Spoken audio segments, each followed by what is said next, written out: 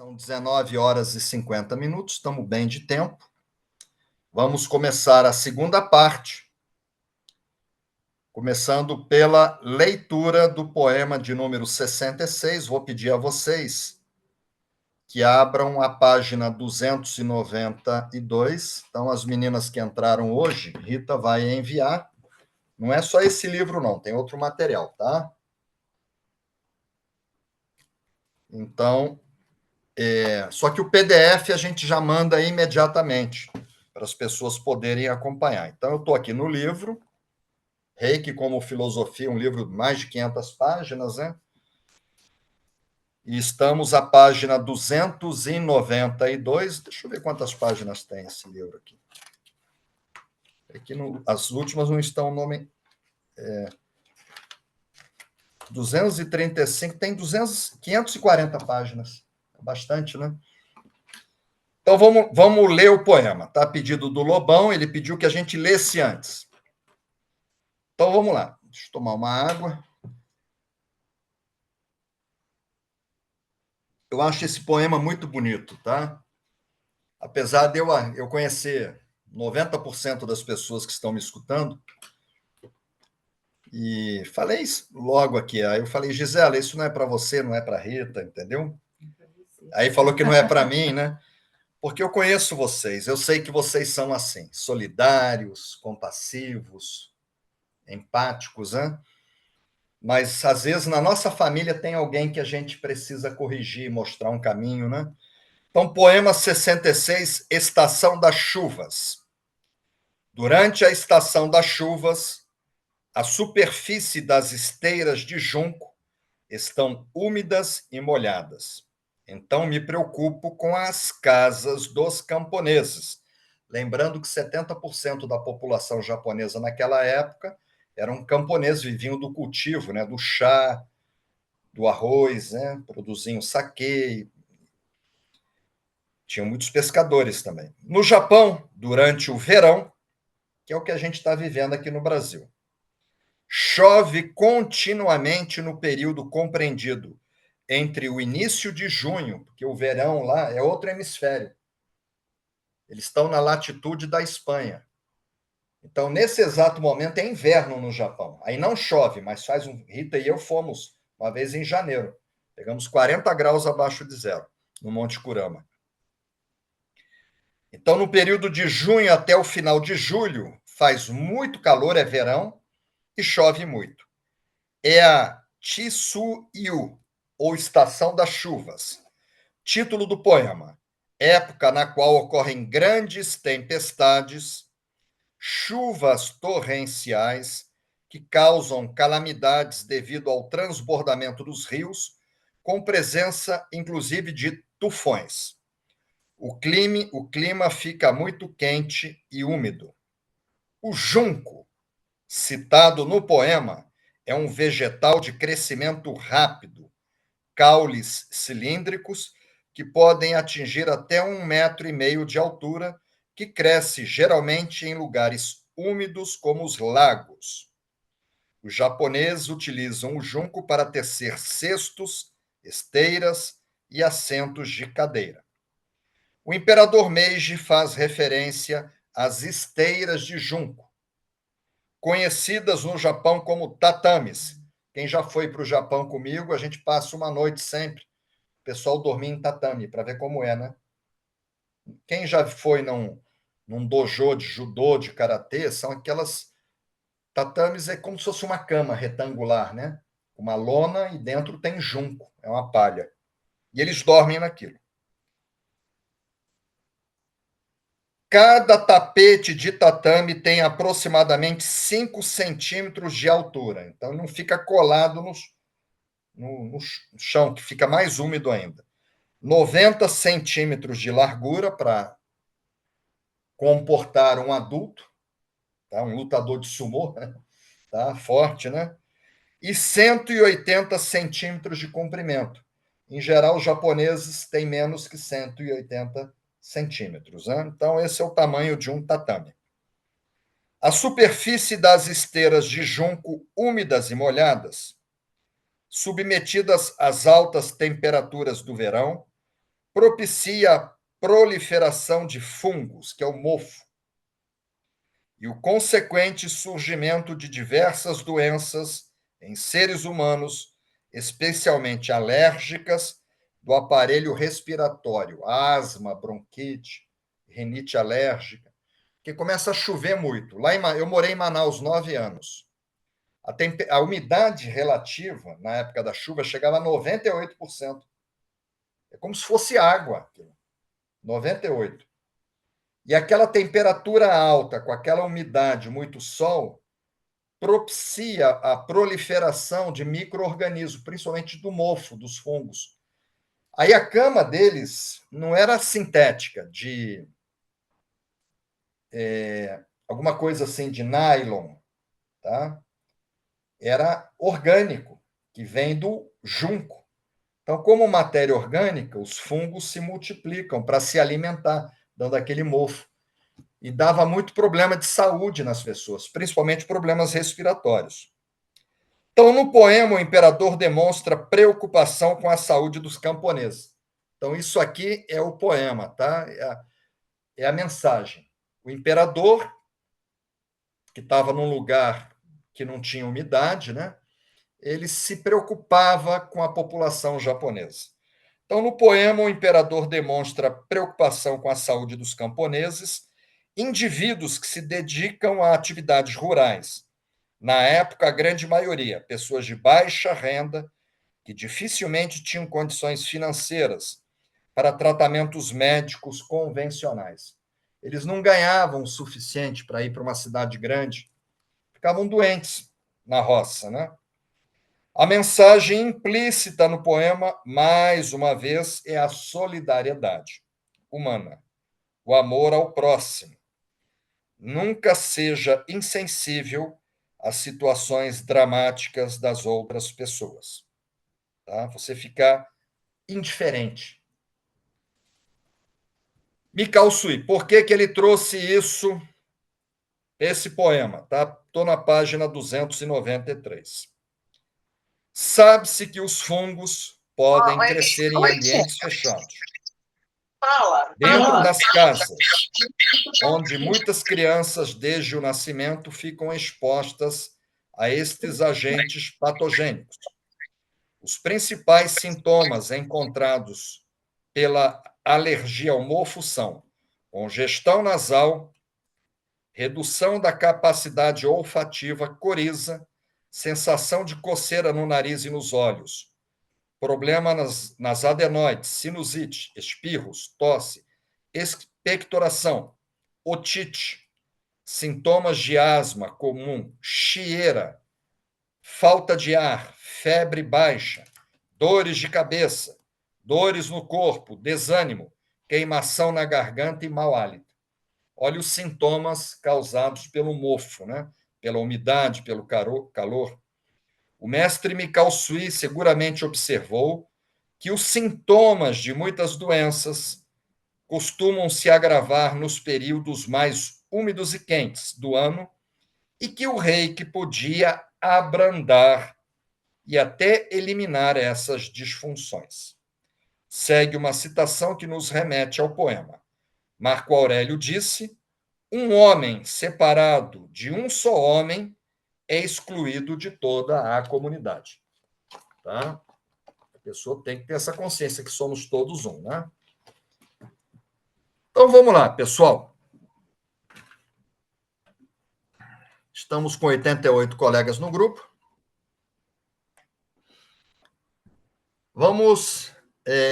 Fizemos a leitura do poema, né? A gente começa sempre com a imagem de Isaac Newton, né? Figura-chave da Revolução Científica, influenciou Albert Einstein. Se eu vi mais longe, foi por estar sobre ombros de gigantes. Então, por isso que eu trago os gigantes da Bíblia, cientistas e poetas, no sentido de validar o poema, dizer que o imperador não estava louco, Mikao Sui também não, que o poema é importante. Coloco uma citação minha, que a ciência é o caminho para se chegar a Deus pela razão, por isso que eu sempre trago os cientistas. Aqui está a imagem da dualidade que o Lobão me mandou. Quem não compreende a sua dualidade desconhece a si mesmos. Somos luz e escuridão. Hoje minha mãe, eu conversando com ela, foi ontem, ela me falou sobre isso. Uma pessoa da nossa família que ela percebia essa dualidade. A dualidade são duas perspectivas diferentes de uma mesma realidade. É uma pilha, o lado positivo e o negativo, é a mesma pilha. Aí eu trago para vocês um gigante, foi reitor, que eles chamam de presidente, da Escola Normal Superior de Tóquio, quer dizer, uma universidade, durante 20 anos, de 1900 a 1920. Recebeu muitas honrarias e condecorações do imperador, né? E ele fundou o judô. Foi um grande professor, foi um reitor, morreu em 1938, ele tinha 78 anos, e ele falava sobre a dualidade. A dualidade é a condição da vida. Sem opostos, o bem e o mal, a luz e as trevas. Sem opostos nem contrastes, a vida não é vida. Jigoro Kano, primeiro gigante. Aí trago para vocês um poeta. Os poetas são conectados a Deus, né? Esse morreu faz 139 anos. Victor Hugo foi um romancista, dramaturgo, mas era um poeta, né? E ele diz o seguinte, que graças à sombra apreciamos a luz, que se houvesse só luz a gente não ia apreciar. Graças ao vício admiramos a virtude. E aí eu coloco uma citação minha, que o que é mais elevado não pode existir sem o que é menos elevado. Um não existe sem o outro, né? E a gente fica analisando, né, um anjo caído, se não há involução no caminho espiritual. Você não tem como andar para trás. Como é que um anjo cai? Deus falou, ó, você vai lá e vai assumir essa função, vai para que tenha uma referência. Entendeu? É como eu interpreto, né?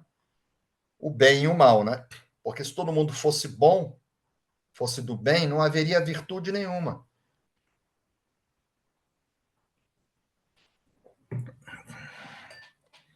Então, pessoal, vamos ler de novo. Vocês vão ver que a mensagem desse poema é positiva. A mensagem é a solidariedade, a preocupação, a empatia, a compaixão. Só que temos que analisar o lado negativo também. Poema 66, Estação das Chuvas. Durante a estação das chuvas, a superfície das esteiras, que é a cama deles, né, que é de material orgânico, de palha, de junco, estão úmidas e molhadas. Imagina, tem umidade de 98%. Fica molhado. E aí aquele calor dá o... Então me preocupo com as casas dos camponeses. Então eles ficavam preocupados, que a maior parte da população eram camponeses, tá? Então a mensagem positiva é a solidariedade, é o amor ao próximo, é a empatia, é a compaixão. Só que a gente tem que analisar o outro lado, né? Se ele não ligasse para os camponeses, ele seria o quê? Indiferente. E como não era ele que estava sofrendo, ele estaria sendo egoísta, preocupado com ele, mas não estava. Então, o lado antagônico, negativo da mensagem é o egoísmo, mais uma vez, e a indiferença, né? Então, vamos começar pelo lado negativo, tá? Falando sobre indiferença, sobre egoísmo, sobre a Bíblia, né? E eu trago para vocês uma passagem de Jesus, que está em capítulo 3, João 3, capítulo 3, versículo 17. Se alguém tiver recursos materiais, tá? E vendo seu irmão em necessidade não se compadecer dele, como pode permanecer dele o amor de Deus? Interessante, né? Quando deu essa questão no Rio Grande do Sul, essas enchentes, a gente não pôde fazer muito. Mas Rita comprou ração, ela não é nem muito ligada aos cães, ela é mais aos gatos. Ela é ligada a todos os animais, até gambá, né? Você viu, né? Ela protege até os gambás, mas aí mandou ração para cachorro, mandou para gato, mandamos água mineral. A gente não pôde fazer muito, né? Mas a gente pôde fazer alguma coisa. Então, aqui Jesus falou isso, né? Se alguém tiver recurso, se você não tiver recurso, você pode doar seu tempo, igual que você doa com os animais, tempo, a sua presença, um abraço, uma palavra amiga, né? Não se compadecer dele, como pode permanecer nele o amor de Deus? A pessoa se desliga do caminho, né? Do trigo, se a pessoa não é compassiva. Ela entra no caminho, na porta larga, né? Aí eu trago para vocês um cientista. Ele nasceu na Romênia, morreu no Reino Unido aos 72 anos. Ele fundou a primeira sociedade psicanalítica. Ele era um médico, um psiquiatra, trabalhou com Freud. Wilhelm Stickel. Isso para mim é novidade. Depois que eu comecei a estudar os poemas, que eu entendi isso, eu não sabia disso. Que ele falou, o oposto do amor não é o ódio. Eu achava que era o ódio. Eu, Johnny. Qual o oposto do amor? O ódio. Ele falou, não. O oposto do amor não é o ódio, mas a indiferença. E aí que eu fui entender porque uma pessoa que eu sou indiferente com essa pessoa. Ela me odeia tanto, me trata tão mal. Aí eu fico tentando entender, eu falei, não, mas eu não falo mal dela, não tento prejudicar, eu simplesmente sou indiferente. Eu só fui entender depois que eu comecei a... Dói mais, se eu tivesse raiva dela, dessa pessoa, ela existiria. Aí ficava brigando, entendeu? Aquela briga terapêutica, um falando, um descarregando veneno em cima do outro.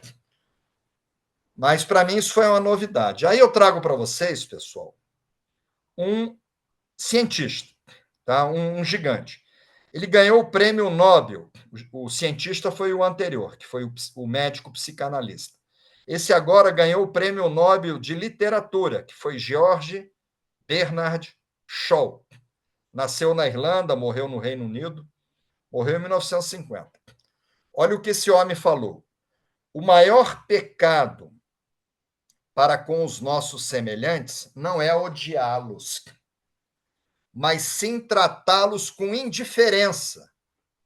É a essência da desumanidade.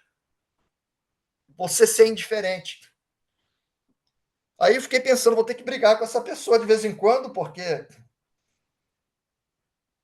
para ver se ela para, né? De vez em quando eu vou ter que dar uma briguinha com essa pessoa, que eu sou indiferente. Aí tem uma citação minha, né? Sobre egoísmo, indiferença. Eu escrevo, né? Isso está nos livros, foi retirado, está nas redes sociais. Não seja indiferente às situações alheias difíceis. Seja solidário, tenha amor ao próximo, tá? Então, isso aqui, inclusive, eu vou botar nos grupos para vocês, porque isso aqui também é a mensagem espiritual. Vai complementar a nossa mensagem espiritual, tá? Isso que eu escrevi aqui. Agora nós vamos pegar o lado negativo do poema e vamos colocar ele dentro do Reiki. Que o poema é um poema oficial do Reiki. Então eu trago para vocês Filipenses, que é como conhecida a carta que o apóstolo Paulo redigiu aos habitantes de Filipos, uma cidade importante no Império Romano. Então está em Filipenses, capítulo 2, versículo 3. Nada façam por ambição egoísta ou por vaidade, mas humildemente considerem os outros superiores a si mesmos. Você valorizar o outro. Tá? Jesus falou isso, amar ao próximo como a si mesmo, né? Então ele pede aqui, em Paulo, né, para as pessoas não fazerem as coisas por ambição egoística ou por vaidade. Aí eu trago para vocês Isaac Newton, já falamos deles hoje, né? Dele hoje. É o que falou assim para se apoiar no ombro de gigantes. Seja feliz, torne o egoísmo humano. Por que está no lado negativo? Porque está falando de egoísmo. Torne o egoísmo humano a sede de amar ao próximo. Você transmutar aquele egoísmo em sede de amar ao próximo. Então, isso quem falou foi Isaac Newton, um cientista, né? Seja feliz, o objetivo do reiki não é um caminho de felicidade, né? A gente entra no reiki para ser feliz. Está lá na pedra, o reiki é um caminho de felicidade. Isaac Newton falou: seja feliz. Torne o egoísmo humano a sede de amar o próximo. Aí eu trago para vocês um gigante, ele tem 60, vai fazer 62 anos. Ele é mais novo que eu, tá? Está vivo, nasceu em São Leopoldo, no Rio Grande do Sul. É um historiador, professor, escritor, doutor pela USP, né? Membro da Academia Paulista de Letras. Ele é considerado um dos principais pensadores contemporâneos, que foi ele é Leandro Carnal. E ele falou a mesma coisa, esse pensador. Provavelmente a indiferença seja a maior e mais cruel das maldades humanas. Quer dizer, eu estava sendo mal e não sabia. Você também? Pois ela significa que eu nem sequer estou lhe vendo. A pessoa é invisível. E aí, quando eu comecei a descobrir isso aí, eu estou tendo que rever. Aí eu trago para vocês uma citação minha, tá? Dentro do reiki, do lado negativo. Não há nada mais solitário do que a pessoa que ama somente a si mesma. A pessoa egoísta. Ela acaba solitária, acaba no final da vida num asilo sozinha, né? Agora vamos para o lado positivo desse poema, tá? A gente sempre sai pelo lado positivo, no sentido de sair com uma energia boa. Então, qual o lado positivo do poema? Ele fala sobre solidariedade, compaixão, amor ao próximo e empatia.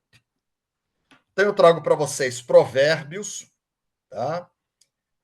Capítulo 21, versículo 13. Eles servem para entender a sabedoria e o caminho da vida de forma mais clara e objetiva. Os provérbios. Ele serve para a gente caminhar com menos erro. E é atribuído a Salomão, filho do rei Davi, rei de Israel. O sábio Salomão, que escreveu, né? E está nesse provérbio, capítulo 21, versículo 13: quem recusar ouvir o grito do pobre, também gritará e não será ouvido. É o karma. Você vai colher o que você plantou. Tá? Você se recusa a ouvir o grito de uma pessoa. Nossos irmãos gaúchos sofrendo. A gente fez pouco, mas fez. Mas se a gente tivesse sido indiferente, né? Então, quem recusar ouvir o grito do pobre, também gritará e não será ouvido. Aí trago Albert Einstein, né? Nasceu na Alemanha, um dos pilares da física moderna, desenvolveu a teoria da relatividade, e ele diz que o valor do homem é determinado, em primeira linha, pelo grau e pelo sentido que se libertou do seu ego, que é o orgulho e o egoísmo. Quando você se liberta do orgulho e do egoísmo, você passa a ser uma pessoa com maior valor, de acordo com Albert Einstein, né? E aí trago para vocês um cientista, tá? Nasceu e morreu nos Estados Unidos em 1987, faz pouco tempo, morreu com 85 anos, foi um renomado psicólogo, tá? E foi Carl Rogers. Ser empático é ver o mundo com os olhos do outro e não ver o nosso mundo refletido nos olhos dele. Você não vê problema, acha que o pobre também não tem problema. Olha que interessante. Ser empático é ver o mundo com os olhos do outro. Você se colocar na pele do outro. Isso é empatia, né? E não ver o nosso mundo refletido nos olhos dele. Aí eu trago uma citação minha, antes de entrar no reiki. A solidariedade é, sem sombra de dúvidas, uma grande forma de alguém expressar o seu amor. Ser solidário, né? Agora vamos pegar o poema e vamos jogar ele dentro do reiki. Já o lado positivo, né? Que é o que nos interessa. Só que a gente está analisando as sombras, o outro lado sempre, né? Então, já dentro do reiki, novamente, a Bíblia, né? A gente entra pela Bíblia. ama o teu próximo como a ti mesmo. Tá? Por isso que o imperador sentiu essa preocupação, que ele se amava, mas ele amava o próximo também. E Jesus nos deixou isso, está em Mateus capítulo 22, versículo 39. Ama o teu próximo como a ti mesmo. Já estamos dentro do reiki, lado positivo do poema. A preocupação do imperador com os camponeses. Aí eu trago novamente Albert Einstein. Nossa tarefa deveria ser nos libertarmos, aumentando o nosso círculo de compaixão para envolver todas as criaturas viventes, toda a natureza e sua beleza, os vegetais, os animais. Então, Einstein, ele dizia isso, que para a gente se libertar do egoísmo e para envolver tudo, né? E trago para vocês um gigante, que foi Friedrich Schiller. Todas as almas nobres têm como ponto comum a compaixão. Esse nasceu e morreu na Alemanha em 1805. Foi um grande poeta, um renomado poeta, filósofo, era formado em medicina e era historiador. Todas as almas nobres, quando você atinge um nível de evolução, ou através de uma religião, ou de outra filosofia, ou através do reiki, que você atingiu um nível de evolução, nós temos uma coisa em comum, os reikianos, tá?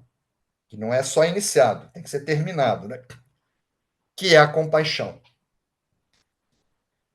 Aí eu trago para vocês uma citação minha. Reconhece-se a qualidade de um bom líder. Será que o imperador Meiji ele era um bom líder? Na forma como trata os seus liderados. Ele tratava muito bem ao povo. Ele que instituiu, né, o ensino obrigatório, que havia muito analfabeto. Primeiro título de terra, entendeu? A primeira ferrovia. Ele tratava muito, ele se preocupava muito. A ferrovia para que a população pudesse vir se tratar na cidade grande, né, viajar. Bom, aí eu trago para vocês sempre um documento, né? Um documento oficial, um documento que valida esse poema dentro do reiki. Aí na tradução da inscrição talhada lá no Memorial de Mikao-Sui, que está em Tóquio, Rita e eu já fomos lá 5 vezes. Em setembro de 1923, Tóquio sofreu um grande incêndio, ocasionado por um terremoto no distrito de Kanto. Pessoas feridas e doentes padeciam de dores em todos os lugares. Aí eu coloquei em negrito a solidariedade de Mikao Sui. O mestre Uzui ficou muito tocado com tudo aquilo, igual o imperador ficou também.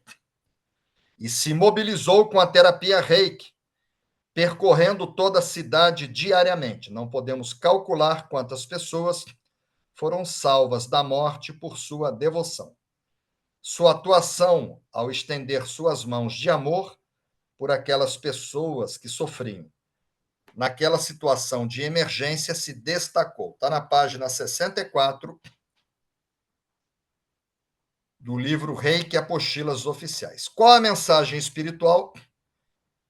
Interesse-se pelos seus semelhantes. Nunca seja indiferente nas circunstâncias alheias que são difíceis.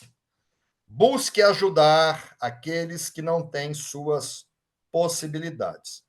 E eu coloquei também uma citação que eu puxei agora: não seja indiferente às situações alheias difíceis, seja solidário, tenha amor ao próximo. Então, vou pegar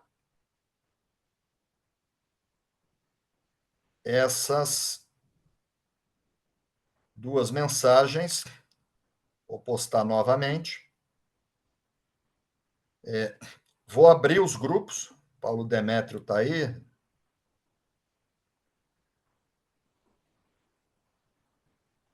Já abriu o grupo. Paulo botar a figurinha aí, já colocou. Vou abrir o grupo dos convidados.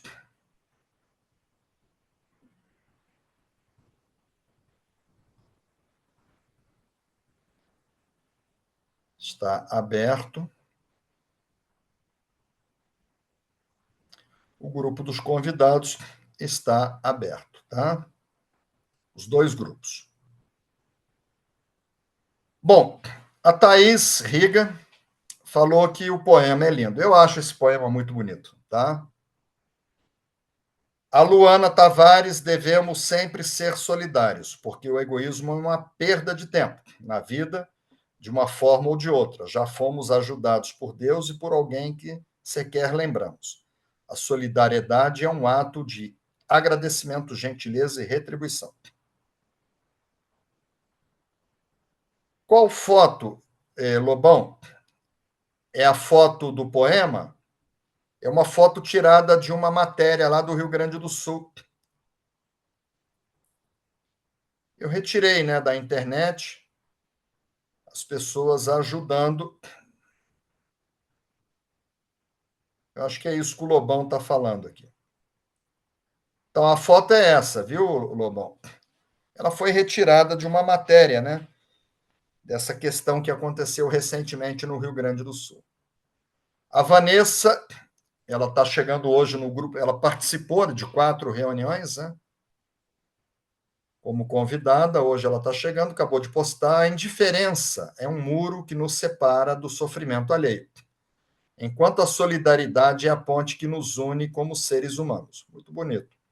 Fechar os olhos para a dor do próximo não a faz desaparecer, apenas nos torna insensíveis. O mundo se torna melhor não pela frieza de quem ignora, mas pelo calor de quem estende a mão. Que possamos sempre escolher a empatia, pois um simples gesto de bondade pode transformar vidas. Muito bonito. Muito grato, Vanessa. Luiz Paulo, se a dor do outro não doer em mim, eu desconheço o amor. Muito bonito, Luiz Paulo. Essa imagem que o Luiz Paulo colocou aqui, eu acho ela linda. E, na verdade, isso é uma foto. Eles transformaram num desenho. Mas isso aqui é uma fotografia, um senhor dando o chinelo para uma moradora de rua. Aconteceu em Copacabana. A Conceição Nina, linda mensagem, a caridade, o amor incondicional, a empatia são a essência do cristianismo. Exatamente. Por isso que a gente trouxe citações de Jesus, Conceição.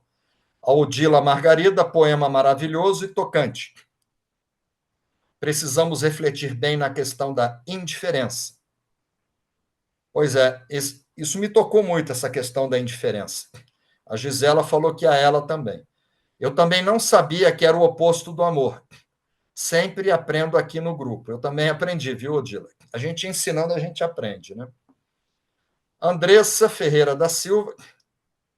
Gratidão, mestre, grande ensinamento. Ser solidário é compaixão. Feliz por compartilhar momentos com todos vocês. A Andressa, ela é professora da Universidade Federal Rural e ela está coordenando um congresso que eu vou chamar vocês. Vai ser na primeira semana de dezembro. Vou chamar o pessoal do grupo de estudos. Vai ser um congresso assim bem voltado à parte científica, mas em linguagem acessível para todo mundo, né? A gente vai convidar ela, a mentora, a ideia foi dela. Ela é médica veterinária. A Cirlei Furtado, linda mensagem. A Darlene Mara dos Santos Tavares, poema lindo. A solidariedade é um caminho para crescermos espiritualmente. Saber se doar é divino. Muito bem. A Grandilha, esse poema me tocou profundamente. A mim também, Grandilha. Ana Rosélia, linda mensagem, gratidão. Maria Arminda, gostei muito do poema, muito bonito, gratidão, amei o poema. Uma linda mensagem, gratidão. A Denise Tito, essa citação faz refletir. É muito importante entender o ponto de vista do outro e saber que é diferente do nosso. Ela está falando do Carl Rogers. Ser empático é ver o mundo com os olhos do outro. É você se colocar no lugar do outro, né? E não ver o nosso mundo refletido nos olhos dele. Ela se referiu a Carl Rogers. A Luciene Tavares falou poema lindo. Fabiana Grisolia, poema leve, gratidão, mestre. Eu também achei. Ele bem leve. O próximo também é leve. Rúbia Celeste, gratidão.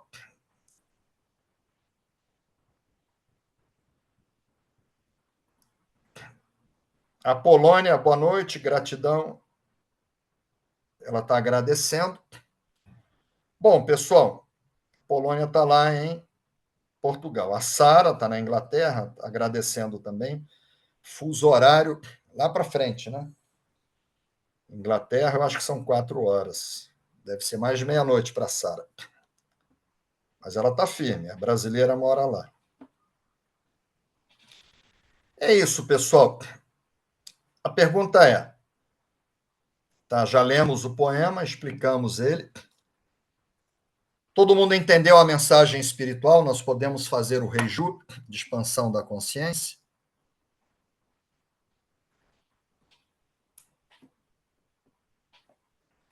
O pessoal está sem, maravilha. Ok. Então vamos procurar nos ater novamente à mensagem espiritual, né? Não seja indiferente às situações alheias difíceis. Seja solidário, tenha amor ao próximo. E a outra, interesse-se pelos seus semelhantes. Nunca seja indiferente nas circunstâncias alheias que são difíceis. Busque ajudar aqueles que não têm as suas possibilidades. A Thaís colocou novamente aqui. Então vamos fazer, pessoal. Agora é só o caderninho, né? É só o caderninho, porque a gente não tem como fazer isso para terceiros, tá? Transmitir, que implica em livre-arbítrio, deslocamento de Kundalini. Então, é só o pessoal do grupo e os convidados, né? Então, ela vai segurar o caderninho.